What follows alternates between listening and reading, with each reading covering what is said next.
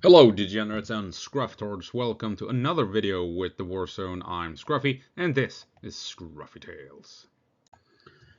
And I just want to really highlight, I did a video previously where I was also incorporated some frontline action, and I forgot to mention a couple of things on the sabotage end. So I'm gonna make a new video here where I'm talking briefly, quickly, I'm running out of time, about what Ukraine has been up to for the past 2-3 days. June has been crazy looking at what Ukraine has uh,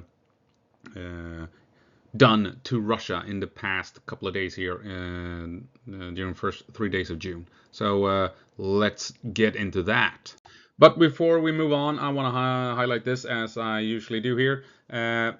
If you're from Sweden, click the link down below to Apotea, a pharmacy company. They put together these massively crucial trauma kits designed to be used on the front line in the trenches, helping combat medics, keeping Ukrainian soldiers alive as they are wounded, so that they can stay alive until they are transported out of the combat area. If you're outside of Sweden and if you have trouble navigating the Swedish site or having trouble figuring out how to pay, you can always visit my Patreon, donate money to me, and at the end of June I will then donate all of that money from these donations to Apotea, and you can donate as little as $1. So I mean, imagine if 200 of you donates $1. That's no small thing. So please consider it, because this will help save Ukrainian lives. Thank you.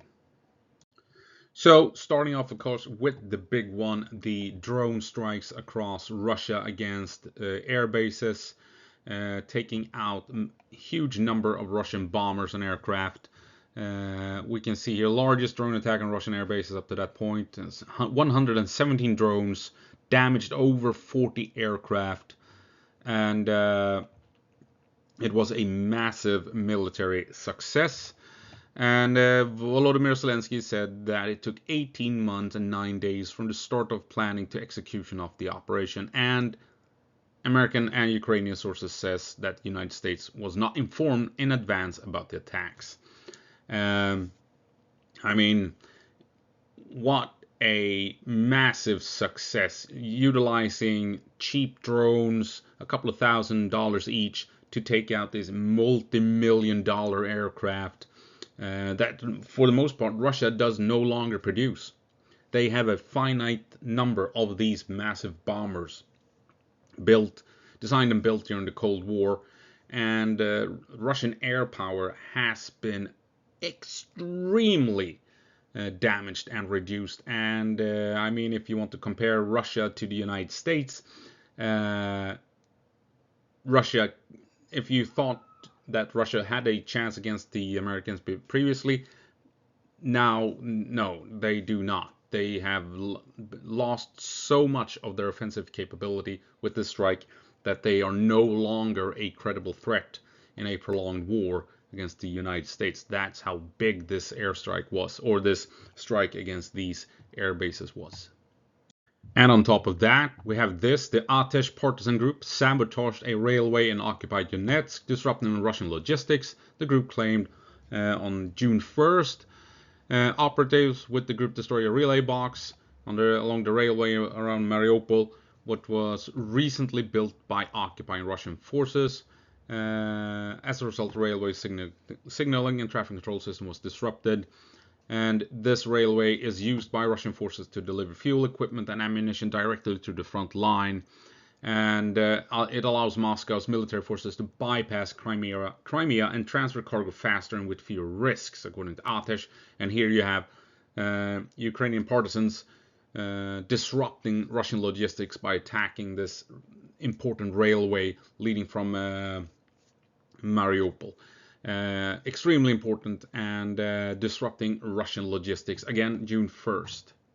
And I mean, this ties in directly to, of course, Crimea, which is back on the headlines, as we all know, as of today. Because, as we know, Ukraine has once again attacked the Kerch bridge leading from Russia proper to Crimea, occupied territory within Ukraine. And it was a huge bomb, 1,100 kilograms of explosives was detonated along one of the pillars. Ukraine has said this is, take a look, the first explosive was activated, right? Hinting, indicating that will be more, that more are placed along the Kerch bridge. Now the Russians have to secure the bridge, goes looking for these bombs until they can reliably use the bridge. And the explosion like this has more than likely upset the the integrity of the structure of the bridge itself, so Russia can't use it safely anymore until they have done proper tests to the integrity of the bridge. And of course, the Kerch Bridge links Russia and the Ukrainian peninsula, and therefore it's a critical supply and transport route for Russian forces to the occupied Ukrainian territories. So, Mariupol railway attack the other day, and then this morning the Kerch railway attack. Both of these railways lead to Kherson more specifically, and allows Russia to supply Kherson and that area of the front line. And Ukraine has now slowed down logistics to the Kherson area with these two attacks quite significantly. And so interesting how that will play out when Russia can no longer effectively support that part of the front line. And the Atesh partisans, they have been at it for some time now. On March 23rd and March 9th, you can see here that they are claiming taking out railway lines all across Russia here in Smolensk. And here is another sabotage aimed at railway linking Crimea with the front line in Zaporizhia. So the Atesh, they are actively working against Russian interests within Ukraine and elsewhere. And also here we have on the 1st of June also geolocated and confirmed in the Bryansk area and down towards Kupiansk, down towards Kursk, I should say. Bridges blown and destroyed, as you can see. So here you have these bridges blown on the 1st of June. Then you had the big strikes with drones against the airfields. The attack against the Mariupol railway the other day, and now also an attack against the Kerch bridge. I mean, Ukraine is heavily hitting Russian logistics. They are heavily taking out high-value targets within the Russian Air Force. It is really interesting, and as you can imagine, this must be horrific for the Russians. Every truck in Russia is a potential threat. Every container, every bulk container could be a Ukrainian asset filled with drones that could strike anywhere. Every bridge could be targeted next. Every railway could be attacked at any moment at this point. June is going to be hell for Russia. The logistics within Russia is going to be slowed down because they can't trust any truck. They can't trust any containers. They can't trust any bridge. June is going to be really interesting to see how Russia handles this new threat level that they are exposed to. So yeah, it's going to be super interesting. I mean, like I said, every truck, every train, every container, every cargo ship, everything that brings cargo and transports cargo into Russia could bring Ukrainian drones, could bring Ukrainian operatives.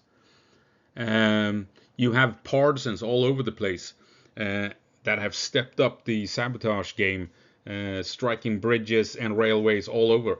I mean, the Russians are in trouble. And how will they handle it? Probably violently cracking down on their own population, trying to find saboteurs, trying to find collaborators, and well, more than likely it's going to slow down their logistics, civilian and military, because they can't trust their trucks, they can't trust their trains. And yeah, it's going to be a rough month in June for Russia. As always, go på marsch, Ukraine, and give them hell.